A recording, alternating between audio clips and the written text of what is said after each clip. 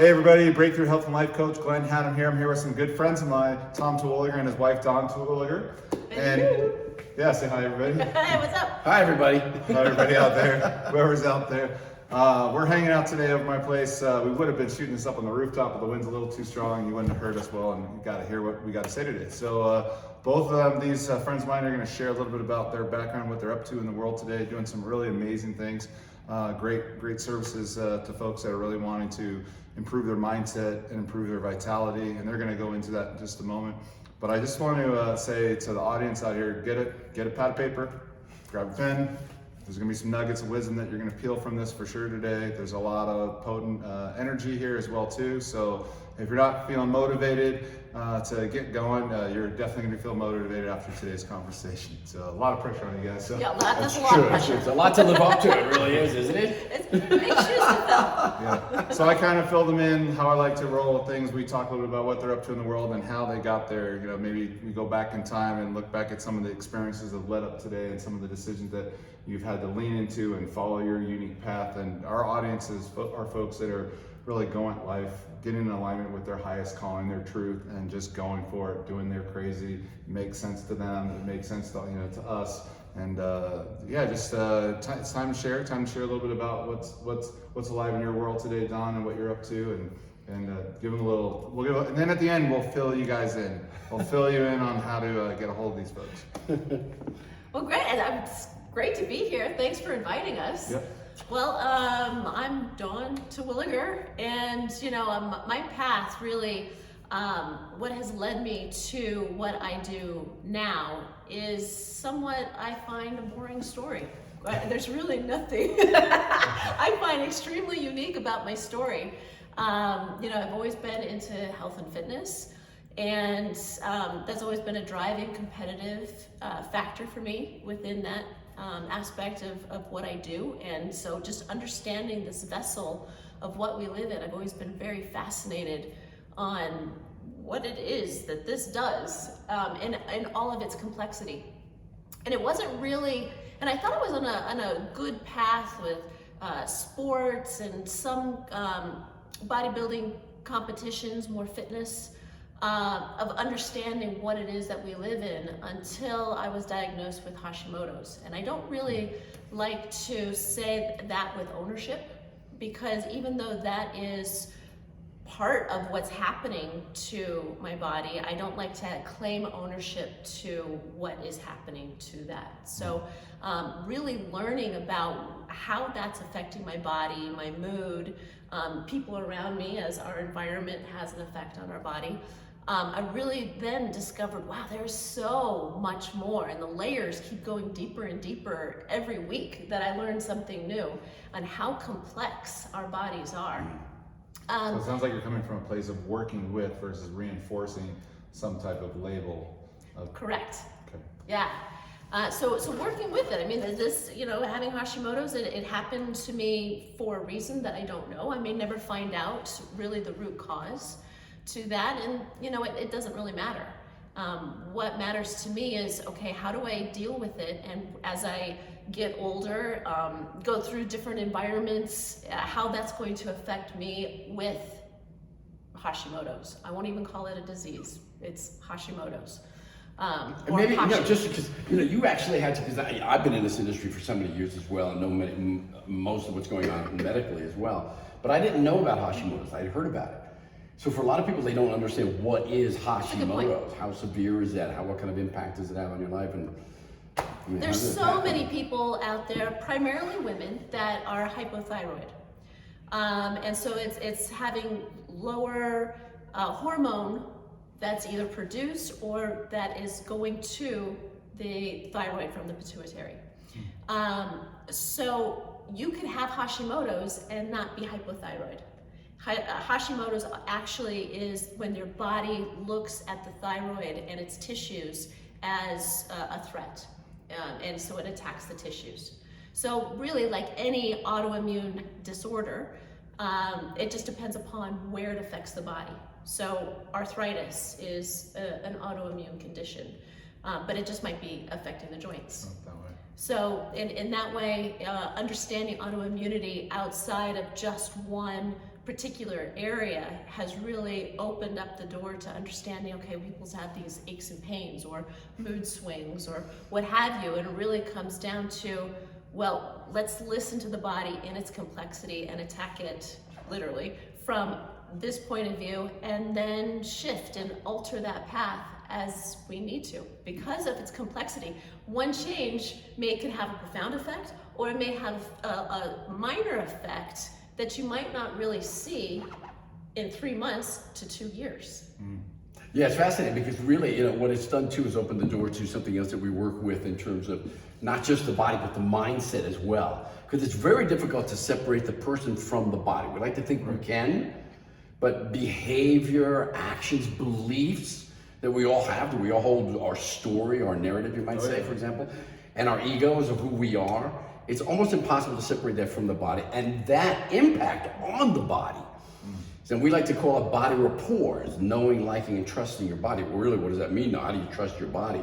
Most people don't really listen. So when Dawn really started to listen to her body, because she had those symptoms, those autoimmune, that Hashimoto's symptoms for some time, but then when we really started listening, and how our body communicates. Override.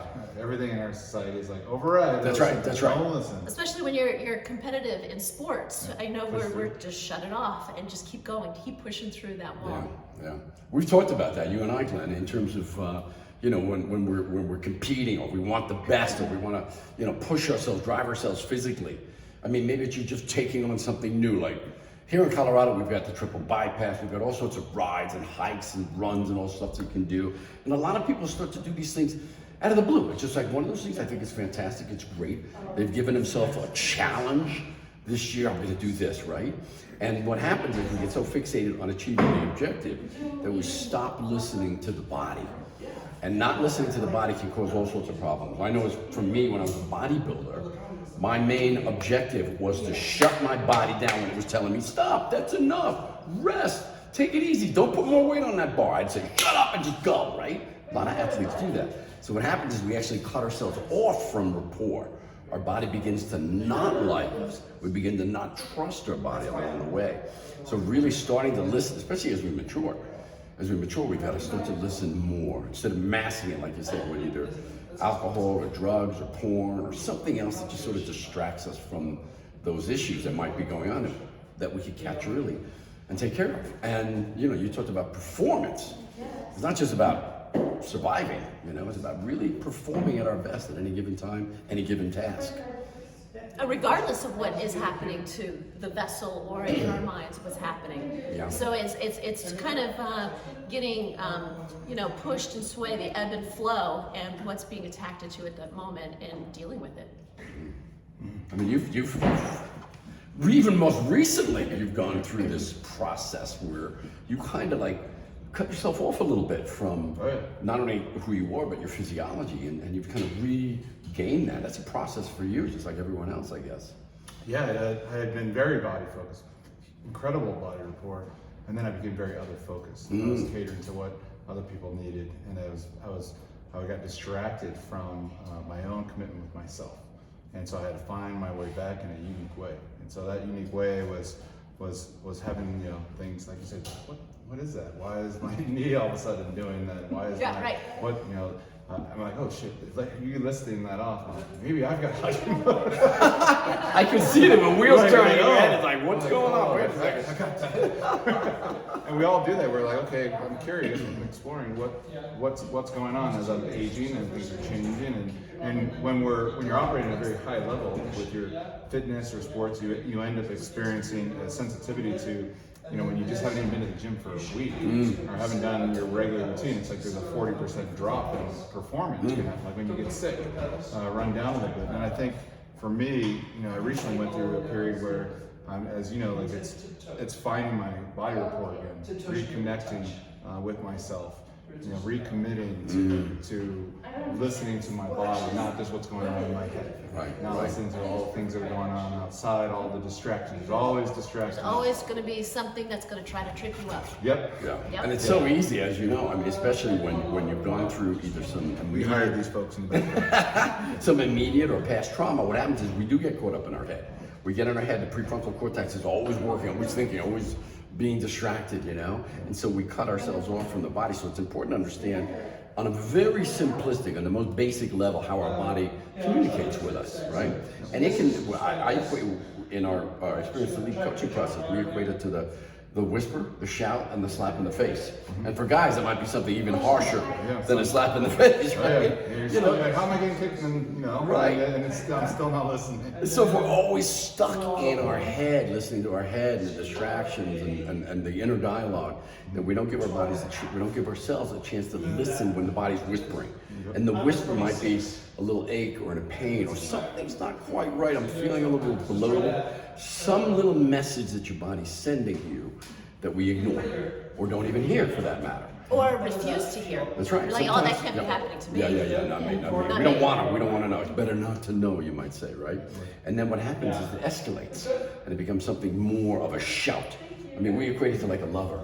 If a lover, your husband, your wife, your girlfriend, your boyfriend, might be whispering, I need this, I need that, I need more time, I need more of you. Little nudges, and then it becomes complaints. That's right. And then there's a hidden request that's wanting to come out there and say, you need attention. That's right. Next thing you know, they're yelling and angry, and it's the same thing the body does, and that's escalating the physical symptoms, you might say.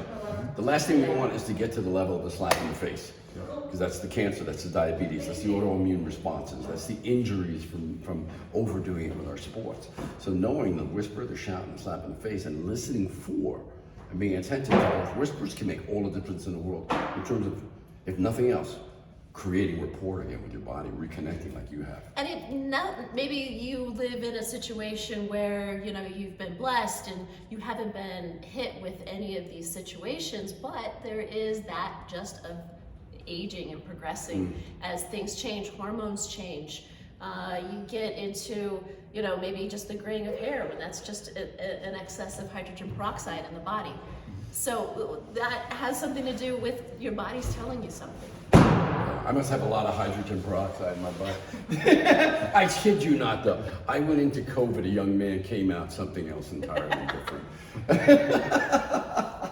I don't have to worry about the product myself. So. That's right. Yeah, I'm quick in the shower. So. Man. No hair dryer, no mousse, no dep, and all that stuff. Nice. Those days are gone. Just a towel, rub it up, Yeah, Who not was even it? that. buff the cue ball. You've got a little. She brings it in. You're in that same area as who was it? Einstein, who had the same wardrobe 7 days a week. No, but think about how much we spend energy-wise. Just like, just wear the T-shirt, this or this. We don't even think we're thinking about it, but we are, and that takes energy. It requires energy. So not having to do anything with your hair, not worrying too much about wardrobe, just kind of being in that moment, or having the same thing every single day might get boring, but at the same time, it takes a lot less energy, man. And we're going to talk a little bit at the end here about what Dawn's offering is and how it's going to save you time and automate some aspects of your life, but actually optimize where there might be some toxicity, actually replace that with an ability to optimize your system and optimize your daily practices, because it's all really comes down to self-mastery. It's a daily practice of self-mastery. What are you learning and listening to from the body, from the mind, from the heart, everything connected. It's building that body rapport, going back to that body rapport. You've got this vessel to be in for however long and however well you take care of it. Yeah. And there's some real basic things that have maybe been elusive things for you because of just all the propaganda that's in the media. It's very hard to get a hold. When it comes to exercise and eating right or supplementation, most people just don't really know where to begin. And then when they go to the store, they start to develop more anxiety because I'm leaning more towards this paleo mode or this keto mode, and it's like, what ice cream can I eat? Right. Out of all of that, what ice cream can I eat? But it also ultimately comes down to being a scientist and experimenting with what works. And so if you don't know, pick one and see how that works for you. But give it enough time. Just don't say, well, I tried that for a week and that's enough. But you got to give it at least minimal 3 months of being consistent on that one thing to see, well, how maybe journal and respond and listening to how your body's responding to that. Yeah. And then after 3 months, gosh, I'm sleeping less, I feel more agitated, my joints ache. Well, you know what? Maybe that's not the path for you. Yeah. So you can't change so many variables all at once. You can't. That's right. You got. In fact, I always tell clients, don't do so. I won't have you do something unless we can actually look at what you're doing, we can measure it, we can track it, and we can see if what we're applying and what the stimuli we're given to whatever we're trying to attempt to achieve as a desired outcome, that we can see if it's actually working to achieve the desired outcome, not just a bunch of busy work or throwing money or throwing time at something and feel like pat on the back, I'm doing something like most people do. But actually, like, I want to achieve and produce a specific result. Yeah. So now you've bringing in the science and having to become the mad scientist because you've gone to doctors or experts and they're telling you, well, this is the path and these are the the undesirable outcomes. You're like, screw that. I'm going to look a little deeper into this. I'm going to look under the hood. I'm going to explore, and I want to find a positive outcome for myself with this. And I'm going to take charge of this. And it's probably been a very at first, very extensive researching process. It has. Yeah, and it's, with all due respect to doctors, I have a great appreciation and respect for them, but I sought out several doctors, and really they were just on the path of, well, it's Hashimoto's, we don't really know what to do with that, and while that might be true, there's still paths that you can take. It just ultimately came down to they didn't know what else to prescribe for me other than just thyroid hormone. And so then they're just kind of like, their hands are tied. I don't know what else to do for you, because most of the doctors today have been taught through universities that are really funded by pharmaceutical companies. So no fault to them. I mean, they have a lot of respect in my world, but they don't look at the body as a whole system. And so they might just be focused in on what's happening with the thyroid, but not necessarily, okay, you're also having mood. I don't want to take any antidepressants. I don't need antidepressants, but my mood has been affected because of the thyroid. The thyroid is also a very complex hormone that we still don't understand what it all does throughout the entire body. So here you are going to these specialists, went through specialized training, and instead of really listening to you and listening to what's going on in the body, they're identifying the symptoms and come in with specified treatments and methodologies so they're listening to you through a fixed mindset. Yeah, it's a fixed lens, and the lens is let's treat the symptoms primarily.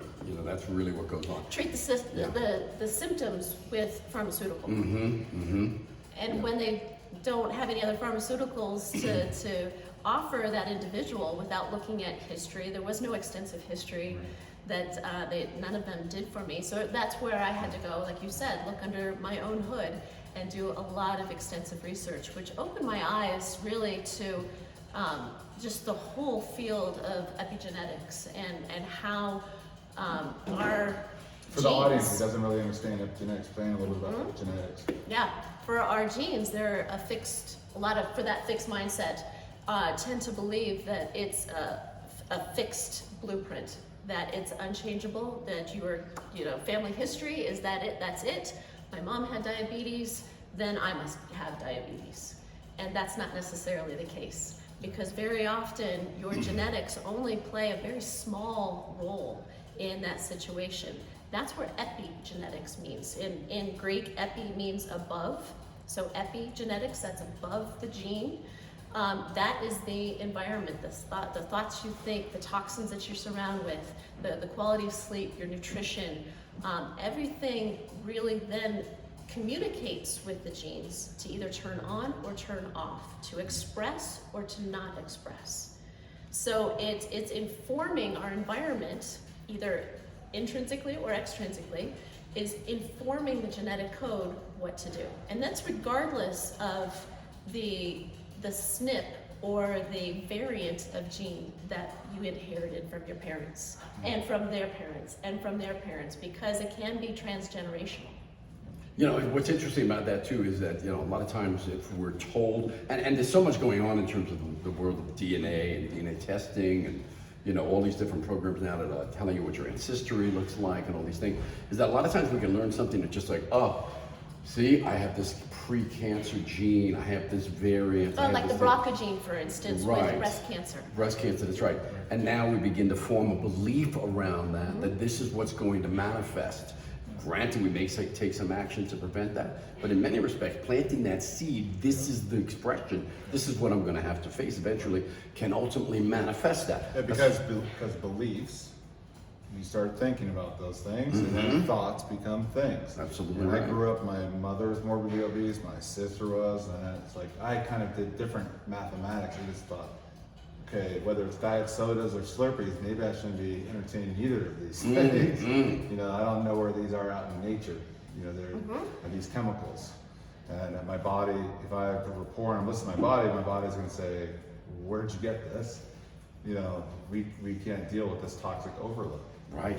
And so getting beyond and above one's genetics, even just on the behavioral situation, the belief system. Yeah, yeah. You know, from working with clients throughout the years, there's a belief system coming. Hey, I want to get results with you, but I believe, you know, a couple weeks into this, I'm gonna sabotage this thing. I'm gonna fail this thing. Oh, I can't exactly stay on right. this diet. There's just no possible way I can't. can do I've tried this. everything already. You know, belief system develops along the way. But a lot of times those belief systems, as you mentioned, your mom was morbidly obese, your sister was morbidly obese. A lot of your belief systems, a lot of the narrative, the story in many respects started then.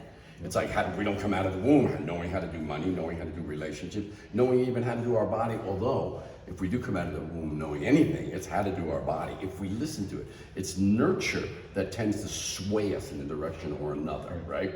So it might be the direction of eating poor foods, not taking care of ourselves, not honoring. I had a coaching client several years ago that we finally discovered one of the issues that he had in terms of really getting fit and more athletic was the whole concept around athletic. And I kept using that word. Then ultimately I said, let's pull back and talk about what's going on here.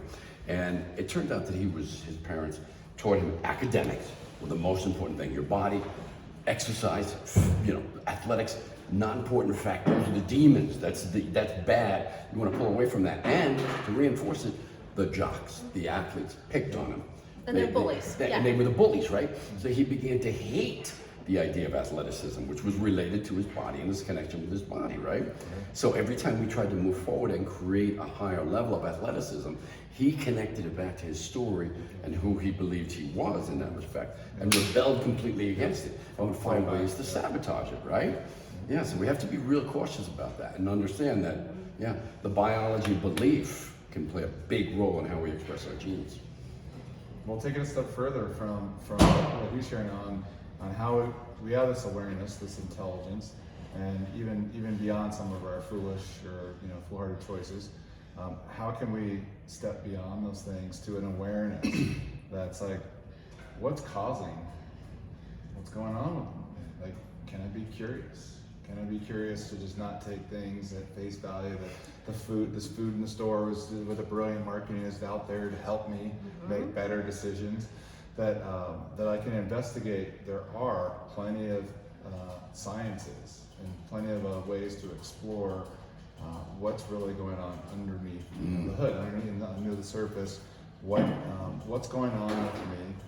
Can I become the smartest person about me? Because if I pass the buck to this doctor or this expert here, that's right. I'm gambling. I'm gambling in a big way. And you lose a lot of control because that's through their lens.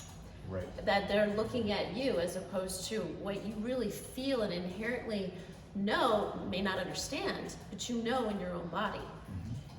Again, I have a great respect for doctors, and they try to do the very best that they can, but a lot of times their hands are tied, through politics or what have you. Time restraints, insurances, all these things that they play a So role. I think and the model they're operating. Yeah.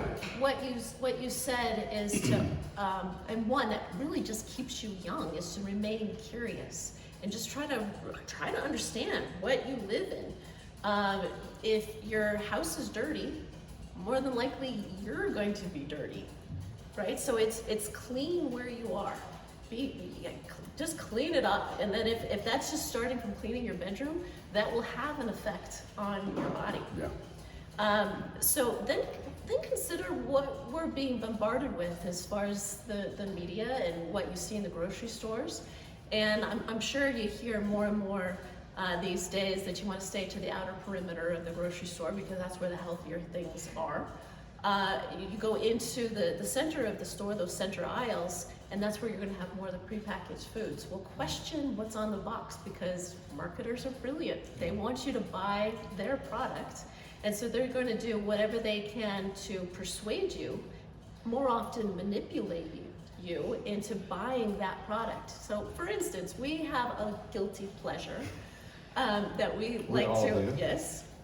Right, let's not share too much, all right? The most healthiest form of cookie that I could find, like an Oreo, but it's not an Oreo. Yeah. It's an Oreo, but it's not. But it's not an Oreo. It's like a burger, but there's no We animal. pretend, it's right, we pretend it's an It's like, I Oreo. want it to taste sugary, but please say it has no sugar. But having as least chemicals as possible. Now, on the box, it's their persuasion to buy this cookie is that it's plant-based. Great. Now, it looks different from all the other cookies on there because it seems it's more healthy and wholesome because it says it's plant-based. Got flowers in the front. But with sugar's plant-based, flour's everything within that, all the cookies down that row, outside of maybe food coloring and that sort of thing, is plant-based. Even food coloring is basically plant-based because it's generally made out of corn. So you can't trust the front side of the marketing, because the front side's like, come here. It's safe. It's This is tempting. Yep. Yeah, and then the back even like when you get a drink, for example, and it's you're like, oh, I'm gonna drink this bottle right here.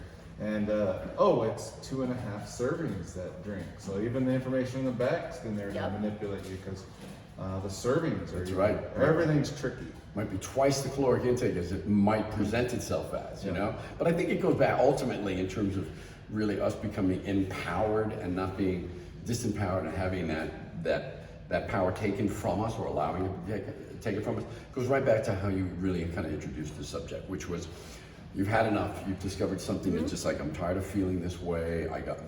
Finding a decision to really kind of take control, you might say.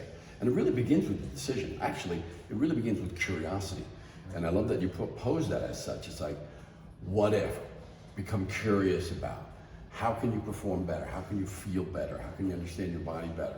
Hey, we only get this life one time, man, and it goes by quick. And let's talk about that a little bit. So, Tom, you've got a long history of Criminal behavior. Yeah, Well, you promised me we weren't going to get into that. Yeah, you can share a little bit about your biker gang days, but if we can also talk about how, as a very successful fitness competitor, okay, in your career, even at this age, you're still learning. You're still modifying things. You're still. You gotta stay curious. You gotta stay curious. So you can't just be like, I figured it all out. These guys don't know what they're talking about. I already know the basics. You know, get the basics, but then there's more. Like anything else, in fact, the results you want are in the littlest details. You gotta peel the onion. Truly in those details, in those little things. And again, as we continue to evolve, it happens. It's like a direct, indirect effect. As we continue to grow, evolve, and mature and age, right? There's new things that we have to learn, that we should learn, that we can learn about that process and about ourselves. But also continuing to learn, just voluntarily continuing to learn and continuing to grow creates more evolution, a positive evolution along the way. And so for me, I mean, just like, we've come to understand, just a few years ago when really that, I talked about this blueprint, this sort of like idea, this story, this narrative we have, right? About who we are and about how we age and how we express our genes and stuff like that. For me, it was just like this aging blueprint kicked in at around 50. At 40, felt great. 45, fantastic. Yeah, I might have felt a few more aches and pains, a few things here and there, but I didn't let it bother me. I didn't let it stop me. I didn't slow down my training at all. But around 50, it's all of a sudden just like this little switch went off. Now, was that biological? I think it was more psychological, more emotional than anything else. It was sort of like at 50. I remember my parents at 50 being old.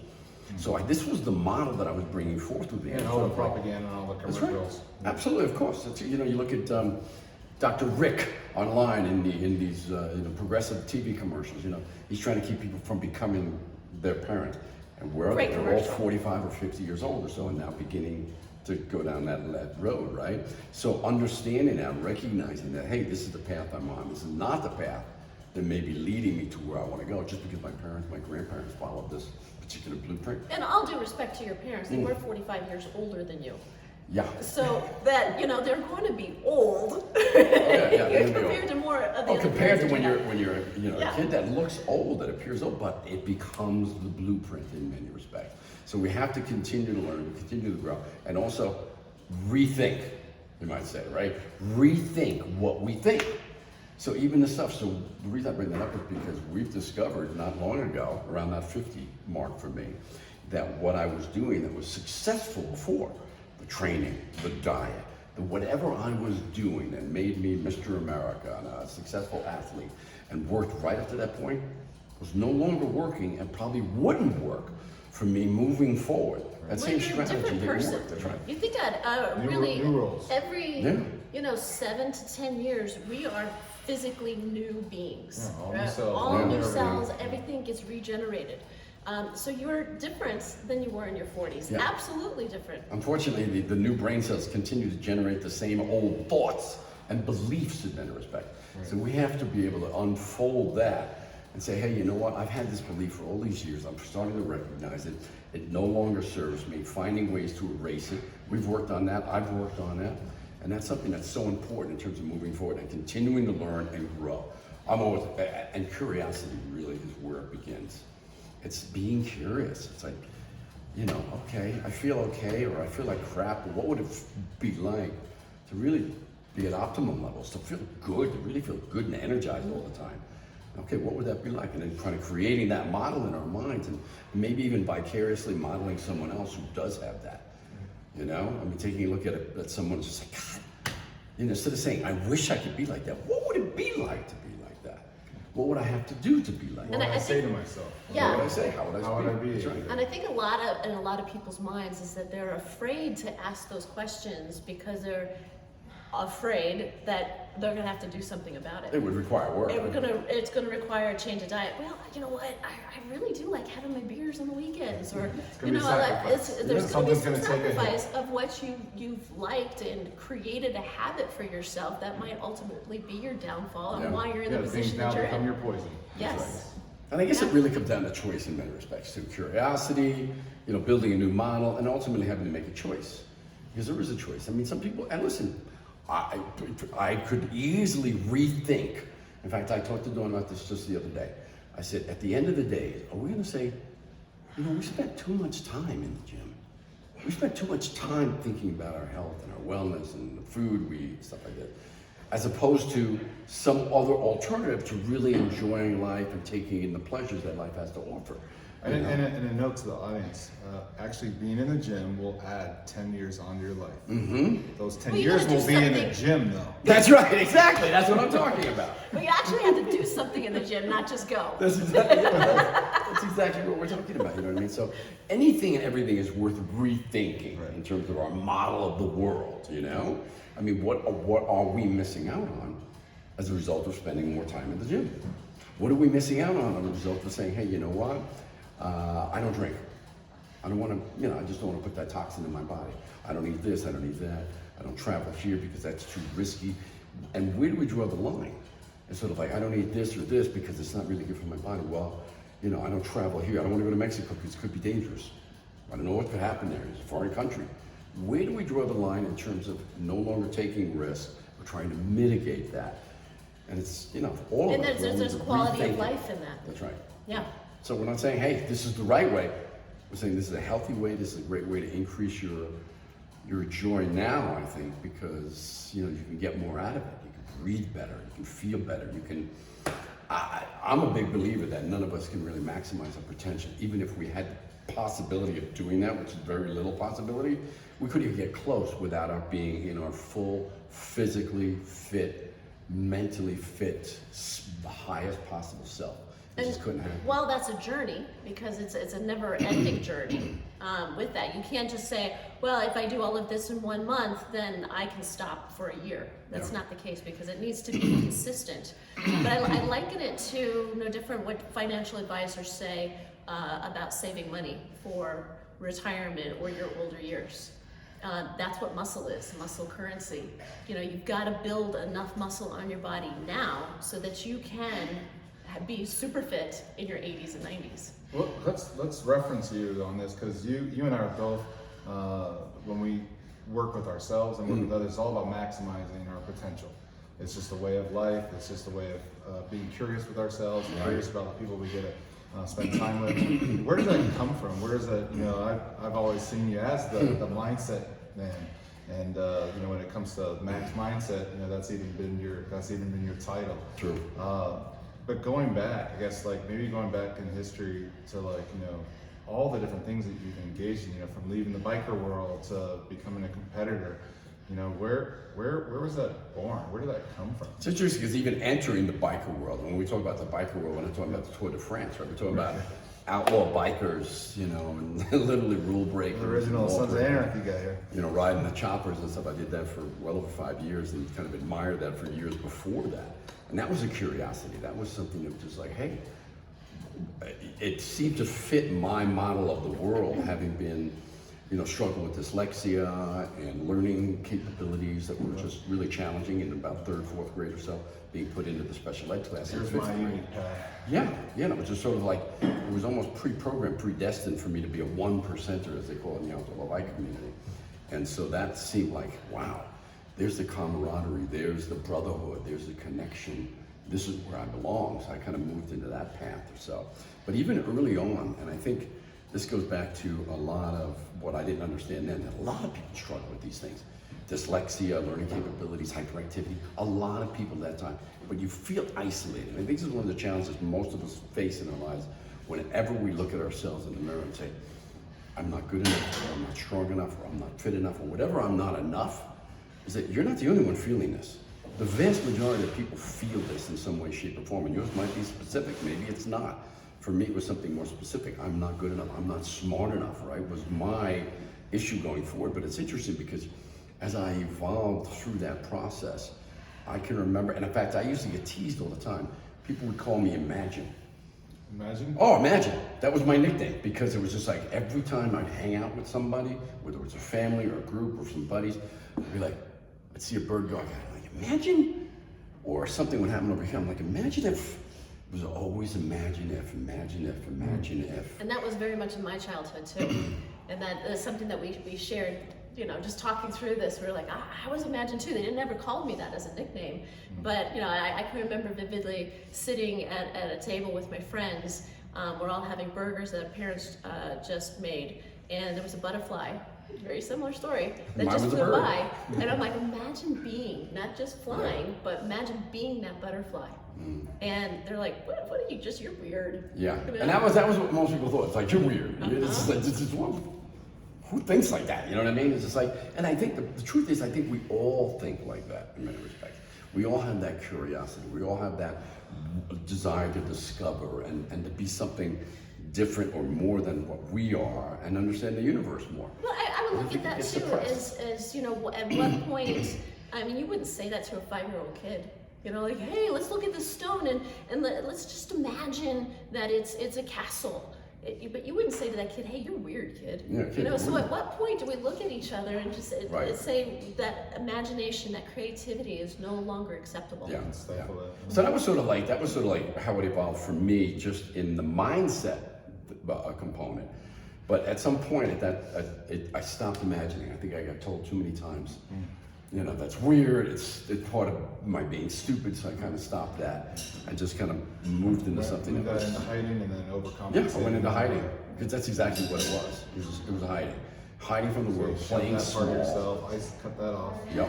And it was easier to be the tough guy, to be the villain, to be the bad guy, to be the guy on the hog, you know what I mean? Riding the bike, intimidate. It was easier to feel like I could intimidate as opposed to challenge and to be challenged and to step up and learn something new. It was much easier until it wasn't, you know? And at that point it was just like, wait a second, I'm not in my environment. This is not where I belong. I thought it was where I belonged, but it wasn't where I belonged. And ultimately, I think part of that was, I was very fortunate to have a spiritual upbringing with my parents, and falling back on that, a belief about who I really was in that respect, and not this outlaw, and not what was going on in that community, which is like, that's not really who I am. I like being the tough guy. I like being, you know, like the badass, and I like being on choppers. I always loved motorcycles. But I'm not that guy. I'm not the guy that runs prostitution. I'm not the guy who runs guns or sells drugs. You know, and it just didn't sit with me. So it was like, so I had to change. So it ultimately had to change. And I remember it took like a gun going off for things to change. It did. Not that there was a pivotal moment, but there was like, that was the bump to the next. That was the bump. It was the pivotal moment was just that moment at the bar in the clubhouse, the motorcycle clubhouse. But I'm looking in the mirror, and I'm like, whoa, hold on, that's not who I am. I'm looking around, I'm like, and the decision had already been made. I've been vacillating with the decision to get out and to move forward and do something else anyway. But then something happened, a shotgun went off from behind the bar and almost killed me and everyone, around me. And that was just the solidifier, you might say. The decision had already been made. I was walking out the door, I was done. Yeah, this is not my environment. That's right, and that moment, that's when the shotgun went off, and it was just like, that's it. Never looked back, and started reading, started growing, getting back into this, or reshaping this belief that I'm not good enough, I'm not smart enough. To, hey, you know what? Maybe I am. You got something to offer. Yeah, what would it be like if I was? So I started reading and started growing and started taking courses and studying. Tony Robbins, of course, was at the forefront at the time and kind of helped reshape some thinking around that. And then got into the bodybuilding world, and and the rest is sort of history. Yeah, very successful in that industry, the top of the game. And then you go from listening and reading and absorbing all this Tony Robbins stuff, like everybody, and next thing you know, you're on stage, traveling around the world, working with the best. You're Tony Robbins on stage, and you've got your own TV show. You're broadcasting. You're doing things that like that guy, the Imagine kid, that got couldn't even imagine. It is true though. It is, and I love the way it continues to go back to this idea of imagination and curiosity. You know what I mean? And because it was just like, okay, what would it be like? Because I had been studying Tony Robbins for a few years, from the perspective of how can he help me? Yeah, how can this guy help me? This guy knows something that can help me change, shift, create some new beliefs along the way. And then when Dawn and I started, studying Tony Robbins and going to his events together, there was a shift. There was something shifting. After a few years of doing something, a lot of people experienced a shift, which was not just what can he do for me, but how is he doing it? Yeah, what's the science behind this? And how can I help others do the same thing? Because I knew there was a shift. There was definitely something that happened, right? And so how did he do that?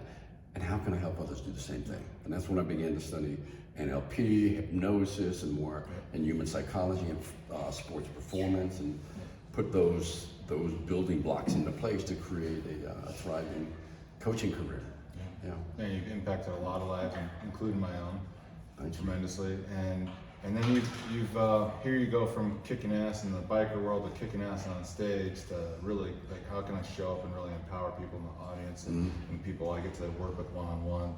And then you studied with Bruce Lee's one of his training partners, and here you are, like you've left the world of kicking ass, so to speak. But it's like how can I kick ass in my way that I speak and walk and show up in the world and make others feel safe.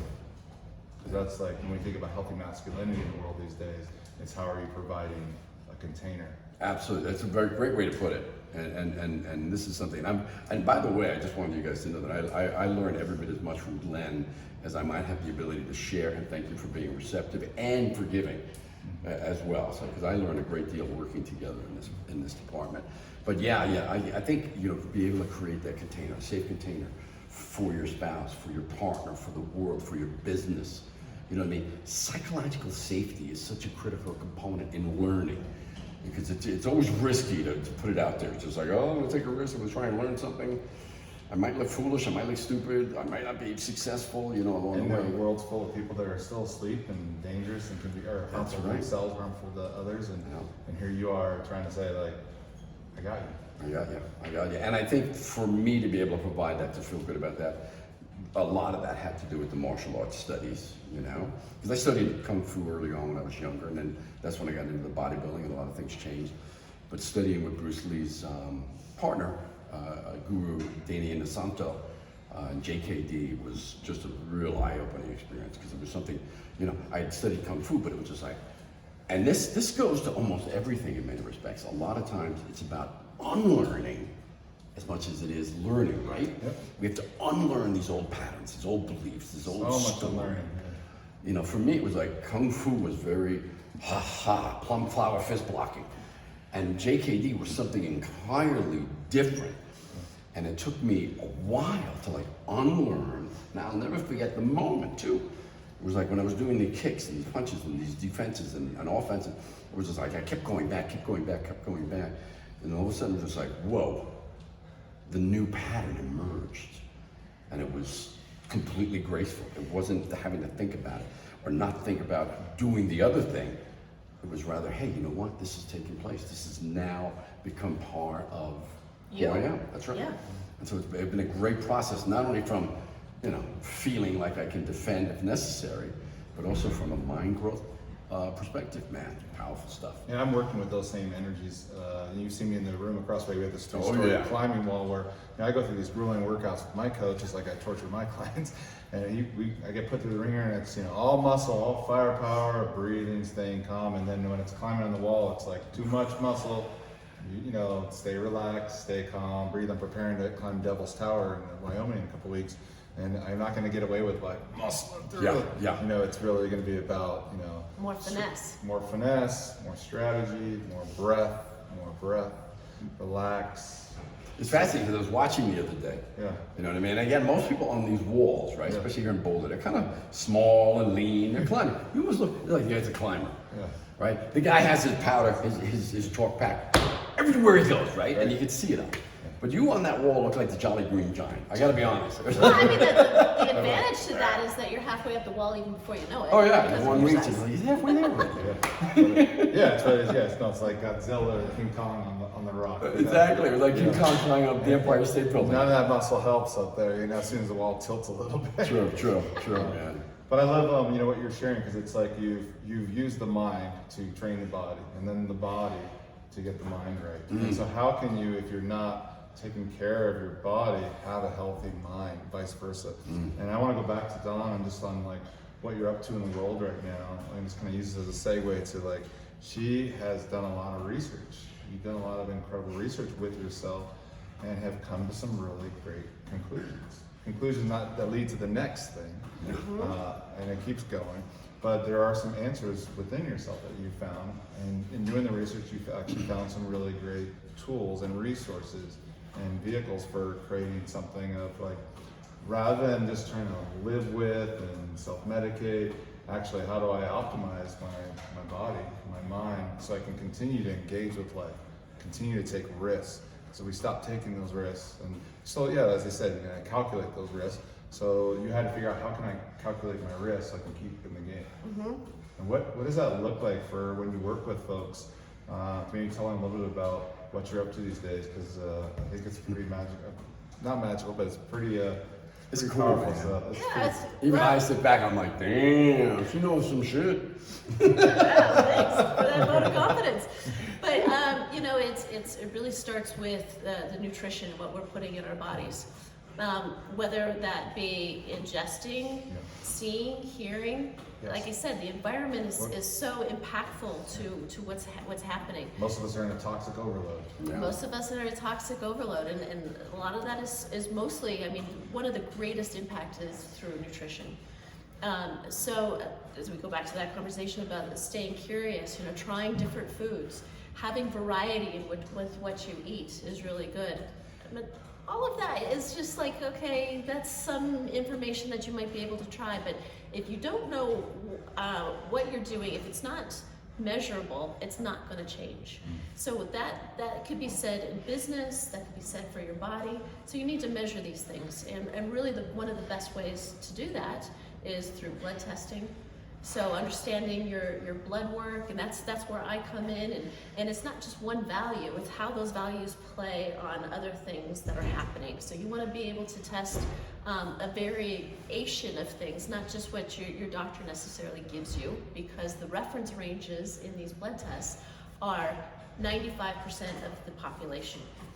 And I say 95% because that's the reference range that they put you in. And you look at the population out there these days, and most of them are sick.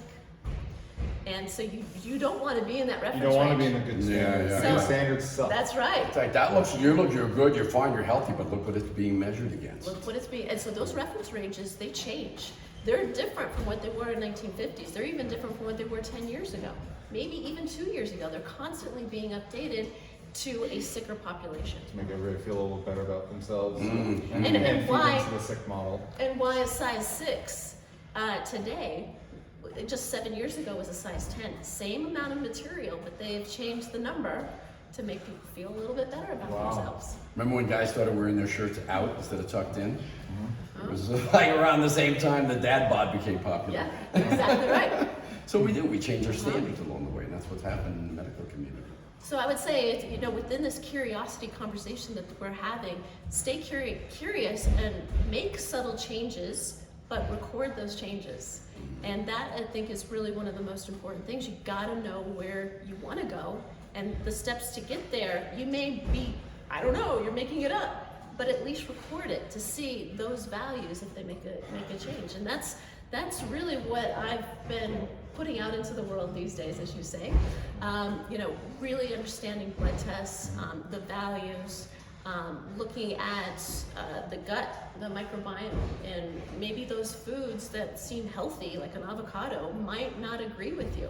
And that's gonna show up in antibodies in the system.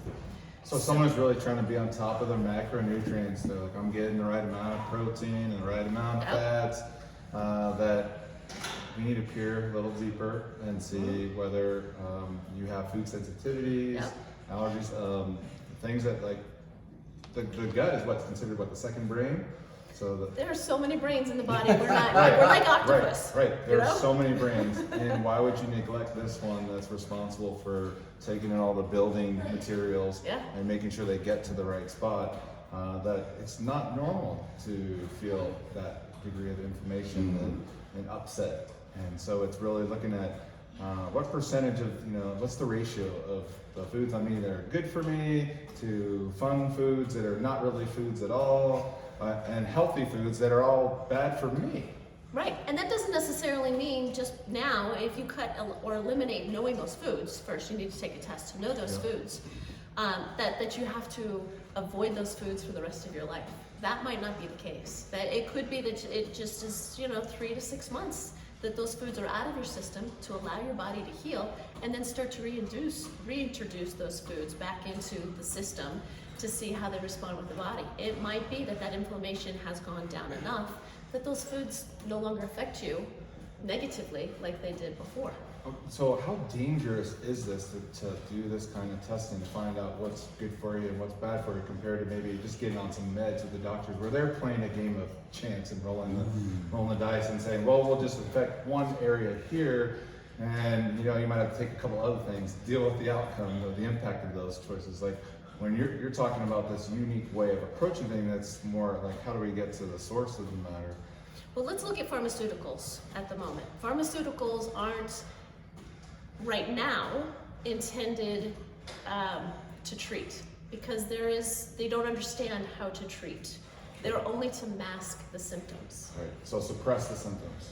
Yes. You got a skin rash, shut it down. Right, and that's why you hear these pharmaceutical commercials with, well, if you're allergic to it, don't take it, but it might also cause diarrhea, it might cause a limb to fall off, you might have, you know, you lose your hair, you know, what have you. I mean, the list is long. And which they're gonna tell you to take another pharmaceutical because you have this reaction. I mean, I even went to a dermatologist. I had a skin rash, stress rash, and she told me to put a steroid cream on my leg, and I shit you not, she told me to wrap it in saran wrap overnight so it would get in there, and so basically suppress the symptoms. You know, like, oh, hey, why is hair not growing in that one spot anymore? Or what? Just ignore that. That's okay. That'd be fine. You know, and then of course, you know, you keep doing what you're doing, and guess what comes back with a vengeance? The rash. Oh yeah. And so that's, you know, I know firsthand from my mother was a pharmacist, so I was always sick as a kid.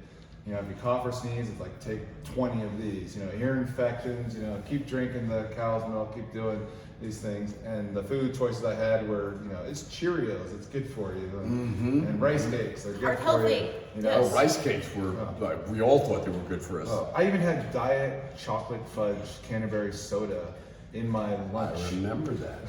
I was using that for when I was training for some competition, just to get something sweet, and it was just like, wow, it was so good. But it's terrible. It's all chemical. You know, all the Bill Cosby Jello. You know, Bill Cosby says it's good. It's good for kids. You know, gelatin is good for you. I mean, it is a building block for protein, but when you look at the food coloring and the sugar and all of that other stuff that goes into the body, it's really going to counteract the benefits of it. So now you're talking about a more clean, pure approach to this and resource as far as sources of getting the right vitamins, minerals, and nutrients and providing them in a form that the body can say, thank you. Yeah. Yes, I've been needing that. Somehow I haven't been getting it from those food choices you've been giving me. And you know, I don't know if I can liken myself to this yet, but maybe someday soon with more research and working with more people, I could be the body whisperer.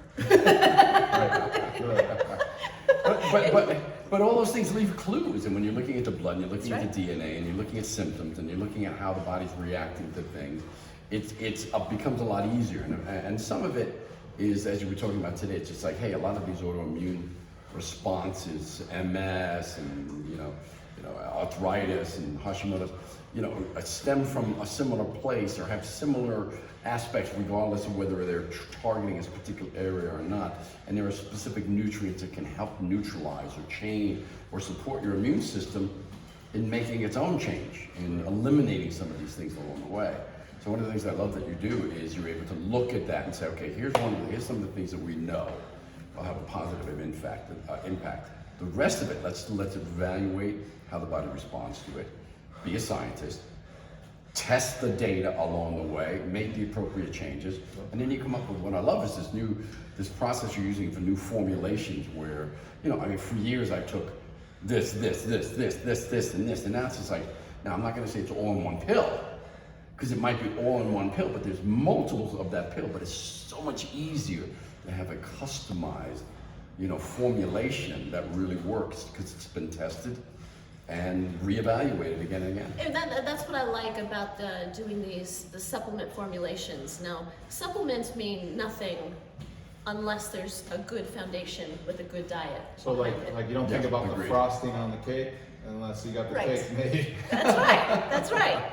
That's right. So, it's to have the good foundation from whole foods first. Then the supplements come in to replace what has been lost through soil depletion and glyphosates and that sort of thing that are no longer in whole foods. Right, not even available. Not even available.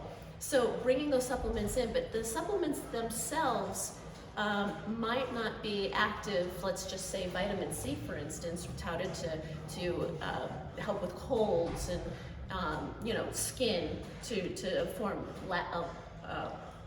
what is that called? What's this one? Elastin. Elastin within the skin. But if you get too much of it, it could actually be in the opposite effect, that it becomes an inflammatory. Same thing with vitamin E. So these vitamins and supplements need to be paired together so that they can work effectively, not just randomly one here, one there. So to do these formulations, it's understanding what the body needs and understanding what supplements complement each other so that they can work effectively together to get to that place in the body that is needed. And then going back to what you were sharing and having that mindset, like you have to be open. You have to be able to get off the fence and want to do this type of work to investigate. Yeah. There has to be a level of something that I'm doing is not working.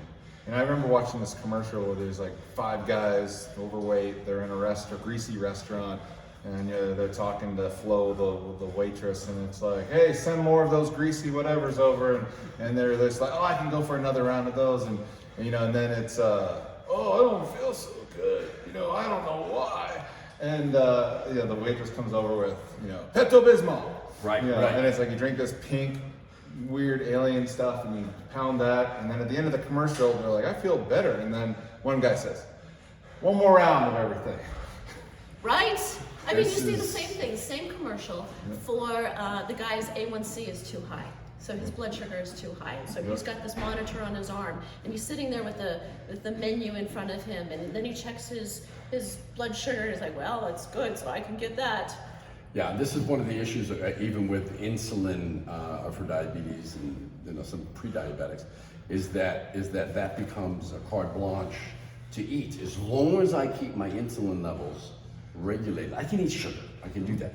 But ultimately, long-term ramifications are horrific. Can be deadly, absolutely. Yeah, so we have to be real careful around that. So the mindset piece is critical. And again, listen, you have to make the decision for yourself in terms of where you're going to go, what you're going to do, how you're going to perform the process of moving forward with your life now, whether you're in your 20s, 30s, 40s, 50s, 60s, 70s, 80 years old, you can make some changes.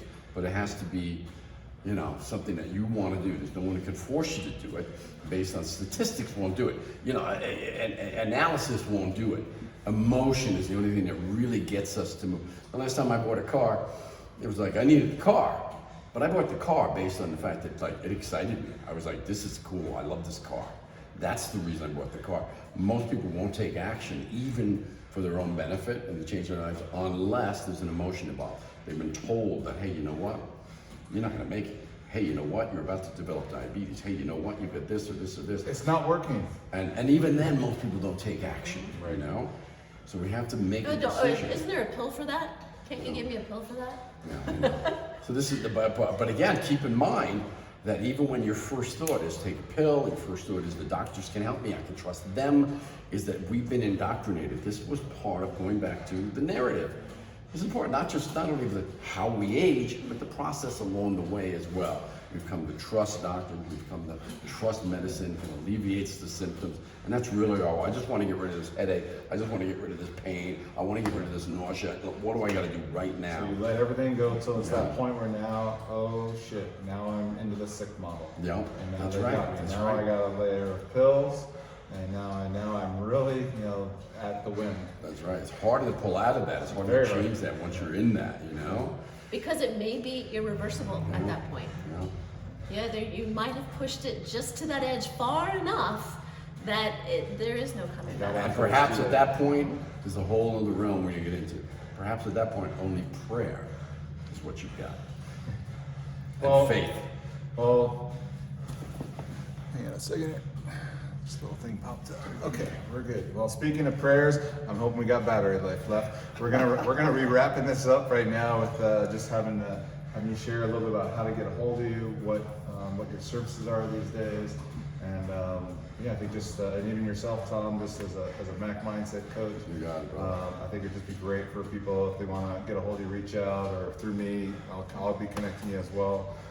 But I'm just so appreciative to have both of you here, and I think before that battery runs out, Oh, yeah. we're gonna get the Any second now.